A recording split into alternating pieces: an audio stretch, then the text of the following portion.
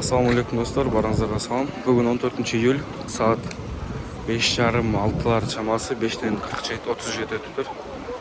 17:37. Бордо шаарына өтө күчтүү абалда бир сел келген. Анын чоо жайын дагы деле эч ким биле элек го дейм.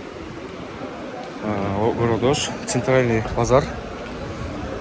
базарды Ак Бурадан келген сел ашыгы менен өтө көп мыктарда келгендиктен сел каптаган достор.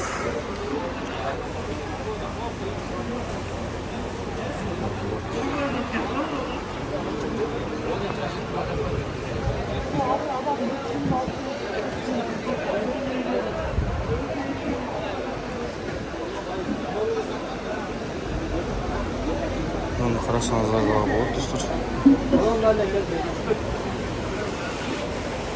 Adamlar sıkı olur ya.